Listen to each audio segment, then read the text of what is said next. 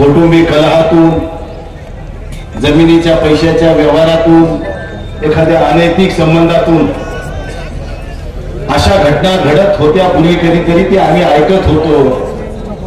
पण फक्त भाईगिरी करायसाठी जर एखाद्या निर्गुणपणाने एखाद्या सामान्य नागरिकाचा खून करणं म्हणजे हे माणुसकीचा खून झाला हे लक्षात ठेवा.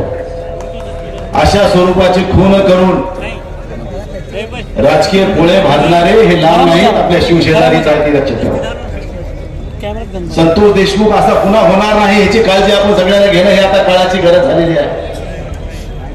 म्हातारी मेल्याचं दुःख नाही, काळ चोकावता कामा नाही, अशा स्वरूपाची परिस्थिती आहे मित्रांनो. या ठिकाणी बऱ्याच राजकीय व्यक्त्यांनी, संतोषशी संबंधित असणाऱ्या व्यक्तींनी आपल्या जीवनामधले आपल्या ह्या सगळ्या कहाणीतले कटू सत्य ह्या ठिकाणी विषद केलेले आहेत. त्यानंतर सुरेश अण्णा बोलणार आहेत, जरांगे पाटील बोलणार आहेत. मला आपल्या सगळ्यांना या ठिकाणी विनंती एवढीच करायची आहे, ही वादळापूर्वीची शांतता आहे. मी बीड मध्ये मस्ताजोगला हे बोललो होतो, संतोष देशमुखच्या कुटुंबियाला भेटायला गेलो त्यावेळेसच मी म्हणलो होतो की ही वादळापूर्वीची शांतता आहे, तुम्ही याला हलक्यात घेऊ नका.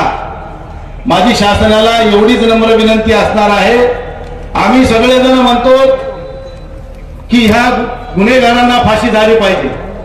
तुमच्या मताशी मी सहमत आहे, परंतु हे फाशी होण्यासाठी अगोदर चार्जशीट व्यवस्थित दाखल झालं पाहिजे. चार्जशीट मध्ये जर काही उणिवा असतील किंवा राजकीय दबावापोटी जर काही उणिवा ठेवण्यात आल्या तर आमच्या म्हणण्याला आणि आमच्या बोंबलण्याला अर्थ राहणार नाही हे अनिवार्य ठेवा. म्हणून राज्याच्या मुख्यमंत्र्यांना या ठिकाणी मला या निमित्ताने एक विनंती करायची आहे. मुख्यमंत्री साहेब, हे परळी बीड जिल्ह्यातलं हे महाराष्ट्रातलं एक सामान्य माणसाला